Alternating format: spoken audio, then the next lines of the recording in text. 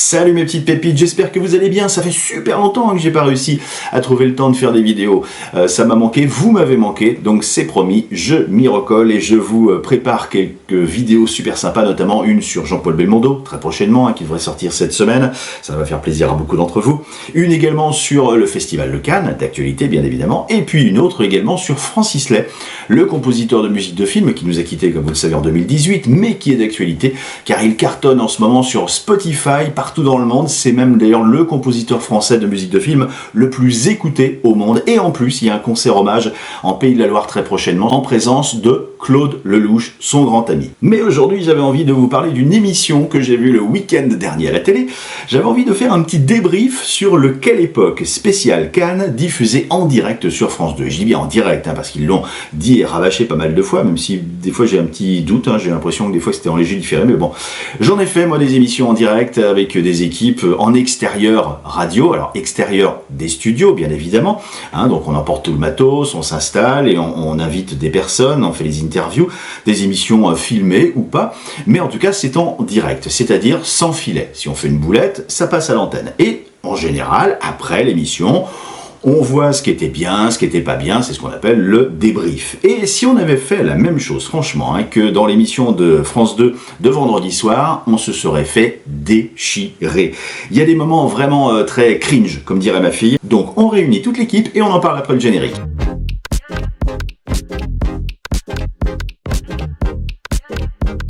Et tout d'abord, je tiens à préciser que j'aime beaucoup cette émission Quelle époque, présentée par Léa Salamé, même si ça n'invente rien, on est bien d'accord. Christine Bravo, Laurent Ruquier et autres, Thierry Ardisson, ont déjà utilisé le même concept. Un plateau, des spectateurs, un ou une chef d'émission, des chroniqueurs journalistes pour épauler le présentateur principal, un sniper façon Laurent Baffy, comme chez Thierry Ardisson. Laurent Baffy qui attend le bon moment pour placer une bonne petite vanne dans la conversation, ça détend tout le monde. Et puis quelqu'un qui est chargé souvent des happenings, le petit sketch surprise qui arrive dans l'émission, comme Florence Foresti ou José Garcia savait très très bien le faire. Ici, la meneuse de jeu, c'est Léa Salamé, le journaliste complice, c'est Christophe de Chavannes, le sniper, c'est le jeune comédien Paul de Saint-Cernin, une comédienne chargée des happenings qui s'appelle Charlotte Denot, elle est également très bonne chanteuse, et un chroniqueur humoriste, Philippe Cavrivière, qui sévit également sur RTL. On en reparle dans quelques instants. La première fois que j'ai vu Quelle époque, c'était l'émission du 9 mars dernier. Invité Christine de Ligonnès, Philippe Etchebest, Patrick Fiori et Marie-Claude Pietragala. Émission extraordinaire. Franchement, j'ai rarement autant ri sur une émission. Léa Salamé, grand talent d'intervieweuse, énorme séquence émotion avec Patrick Fiori, qui entonne un titre en arménien, et en plus un duo aussi avec la chroniqueuse Charlotte Denot, un chant corse. J'en ai encore les poils, tellement c'était beau et poignant. Grosse interview de Christine de Ligonnès, ça c'était aussi l'événement. Elle était venue défendre son livre, ses thèses aussi sur son frère. Philippe Cavrivière ensuite se paye la tête de Christine de Ligonnès une fois qu'elle était partie. C'était juste irrévérencieux, mais également juste génial, faut le dire. Tout le monde était hilar. Je découvre donc aussi un Philippe Cavrivière extraordinaire et je regarde depuis ses vidéos sur RTL, sur YouTube. J'y reviens dans un petit instant. Ce week-end, donc, Quelle époque, était en direct depuis La Croisette au Festival de Cannes. Et je dis bien en direct puisque ça a été dit et redit plein de fois dans l'émission. C'est bon, toute l'équipe est là, c'est parti pour le débrief, on commence. Et on commence avec les beaux moments, car oui, il y a eu des beaux moments. Francis Ford Coppola tout d'abord. C'était bien. C'était un petit peu long, mais c'était bien. Ceci dit, c'est quand même un monument, on n'allait pas le faire en 2 minutes, j'imagine bien. Mais perso, j'aurais pas forcément remis une couche sur le budget du film, sur son hypothèque, sur une partie de son vignoble, pour 120 millions de dollars. 120 millions, c'est pas une paille, c'est clair, mais il y en a d'autres qui ont fait des hypothèques. Je pense à Gérard Jugnot pour le film Les Choristes, ce qu'il m'avait dit, il a hypothéqué sa maison ou son appartement, je sais plus. Et puis également, 120 millions, c'est un gros budget, très conséquent pour un producteur ou réalisateur indépendant, certes, mais quand vous voyez les studios, prenez le cas de Fast and Furious 8 par exemple, ça va être dans les 250 millions, si je prends également Avengers Endgame, 350 millions. Donc bon, 120 millions, c'est pas non plus, comme dit Anne-Sophie Lapix la veille, pharaonique, faut pas non plus exagérer exagéré. C'est un très gros budget, certes, mais c'est pas pharaonique. Ben bref, bon, ok, passons. Bravo aussi, une belle découverte, un monsieur que je ne connaissais pas, un producteur qui s'appelle Pierre-Antoine Capton, qui est directeur de Media One, un monsieur qui vend du rêve, hein, et c'est le cas de le dire, c'est un producteur d'émissions TV, il en produit plein, et il s'est lancé aussi dans la production de cinéma. Une énorme success story, presque à l'américaine, mais là, version française, et en plus, comme il le dit, hein, il fait rayonner le cinéma français à travers le monde. Il a même racheté la boîte de prod de Brad Pitt. Vous voyez, maintenant il côtoie tous les plus grands. Et donc c'est bien, c'était son côté prestigieux, tout en restant simple, quelqu'un de très bien, de dynamique, de passionnant. Ça, c'était une belle découverte, une sorte d'Harvey Weinstein sans les casseroles. Très belle séquence aussi avec le chef étoilé Jean Humbert, que certains surnomment le cuisinier des stars. Je connaissais pas, je suis pas une star non plus, vous me direz, mais en tout cas il cuisine en chaussons pour Rihanna, il fait des petits plats pour Robert De Niro, et puis également il est très ami avec Omar Sy, et Omar en cuisine c'est toujours très sympa aussi. Belle séquence émotion également avec la grand-mère, alors pas la grand-mère de Sy, la grand-mère du cuisinier, qui lui a un petit peu appris ou donné en tout cas l'envie de cuisiner des plats tout simples, et notamment des gâteaux. Une belle interview également de Pierre Lescure, bon, un monument aussi de la télé, le fondateur de Canal+, et ensuite président du Festival de Cannes de 1994 à 2022. Il y avait aussi sur le plateau des personnes que je ne connaissais pas, Agathe Riedinger avec Malou Kebizi, la réalisatrice et la comédienne venue présenter le film Diamant Brut, un film sur la jeunesse perdue dans les illusions de la télé-réalité, spontanée et sincère. Très très belle interview, belle séquence, beau moment. Alors les moments cringe maintenant, et il y en a un petit paquet. On commence par qui ? Allez, Léa Salamé, c'est normal, c'est elle la chef, c'est elle qui trinque en premier. Léa, surexcitée en début d'émission, les grands gestes comme ça. Bon, c'est normal, c'est un grand plateau, c'est en extérieur, faut occuper le terrain, et puis en plus, face à Francis Ford Coppola, on peut comprendre qu'il y a un petit peu de nervosité. Bon, Léa, par contre, revérifie bien tes fiches, même si je sais que c'est pas toi qui les prépare, mais les fiches, notamment du blind test musical. Quand il y a un moment, donc, il y a Pulp Fiction, tout le monde trouve, mais par contre, Les Moissons du Ciel, tout le monde n'a pas trouvé. Le seul à avoir trouvé, le premier, c'était Pierre Lescure, qui lève la main, il dit Les Moissons du Ciel. Et toi, tu dis, non, c'est le thème du Festival de Cannes, la montée des marches. Alors oui, maintenant, c'est le thème de la montée des marches du Festival de Cannes, mais à l'origine, c'est bien Days of Heaven, Les Moissons du Ciel, avec Richard Gere. Et c'est con, parce que justement, Pierre Lescure, il en avait parlé quelques instants avant, en disant qu'il avait adoré ce film et que ça l'avait marqué, cette palme à Cannes. Regardez d'ailleurs Delahousse et son interview de Richard Gere, du vent dans les cheveux et dans ses fiches, ce week-end, mais interview magnifique. Bon. Léa, bravo pour le reste de l'émission, c'était top. Bon, alors maintenant je vais prendre les trois animateurs de Saint-Cernin, de Chavannes et Cavrivière face à moi en brochette, comme ça je vous prends tout de suite. Qu'est-ce que c'est que ces histoires de vouloir vous placer auprès de Francis Ford Coppola ? Style, ouais, comme ça il va peut-être nous prendre dans son prochain film. Et vous êtes journaliste, il envoie des tonnes des journalistes. Et puis souvenez-vous, si vous regardez Apocalypse Now, surtout le documentaire qui s'appelle Au cœur des ténèbres, il y a une scène avec des Français dedans, une longue scène qui a été tournée au Vietnam, avec notamment la comédienne Aurore Clément.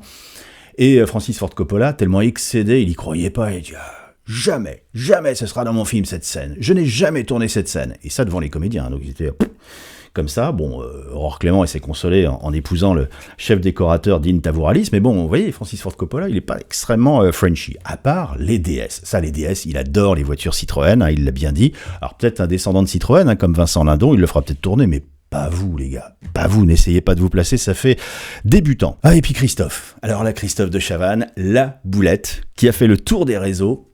Je le redis quand même, fin d'interview de Coppola, juste avant qu'il parte. On aurait pu en terminer là, mais non, bam, la question qui tue.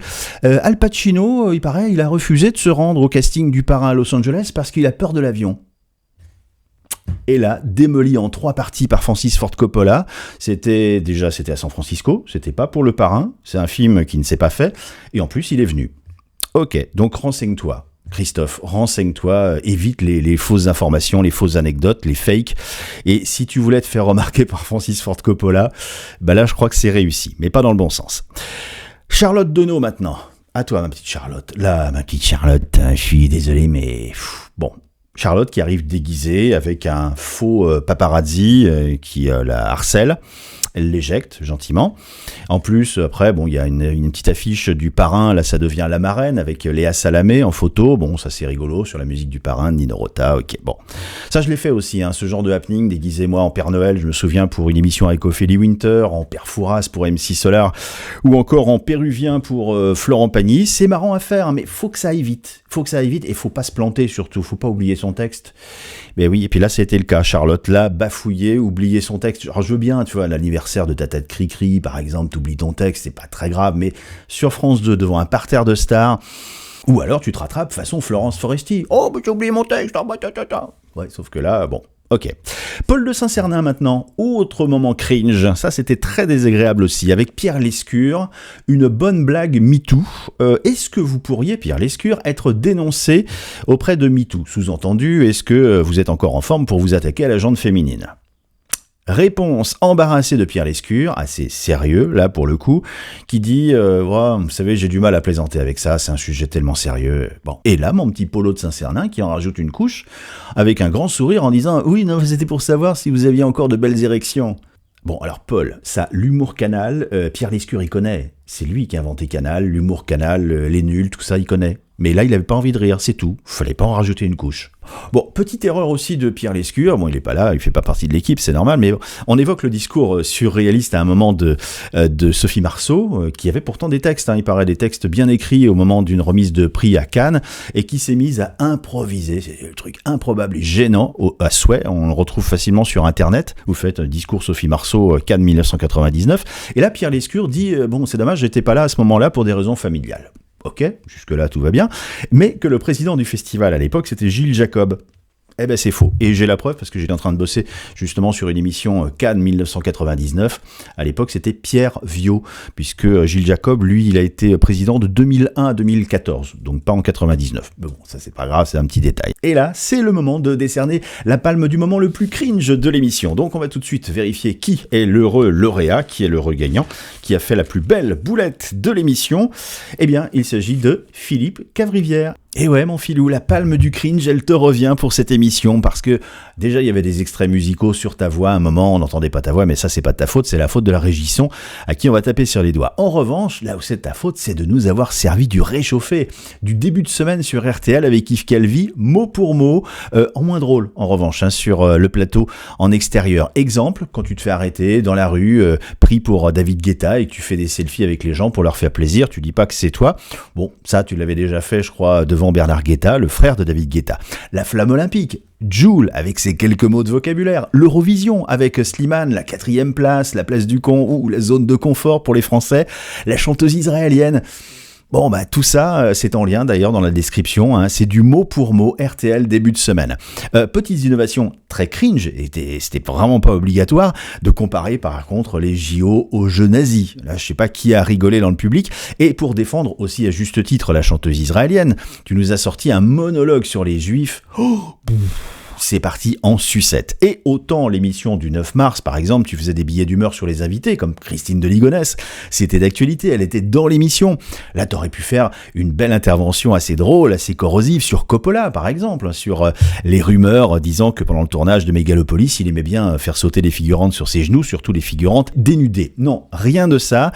C'était du réchauffé façon micro-ondes et en moins bien. Donc là, honnêtement, mon filou, je comprends pas. Voilà, donc pour la palme, désolé Philippe, et je vais poster aussi les liens, je le disais, de la vidéo Philippe Cavrivière et Yves Calvi dans la description pour bien vérifier. Je sais, ça pique, mais c'est pour faire progresser les choses. Globalement, c'était une belle émission, mais on va pas se mentir, on va peut-être éviter les directs. Pas la peine non plus d'avoir le grand Francis Ford Coppola pour se faire bananer par France 3. Meurtre à Guérande, face à l'émission Quelle époque, a fait plus d'1 500 000 téléspectateurs pour dans les 900 000 à peu près pour Quelle époque. C'est ça, la place du con, ou peut-être la zone de confort, comme on dit. Travaillez vos textes, en attendant, on se refait d'autres débriefs, n'hésitez pas à commenter, liker, partager et à vous abonner à mes vidéos si vous le souhaitez, si ce n'est pas déjà fait bien sûr. Retrouvez les pépites de pâtes sur YouTube et autres plateformes de streaming.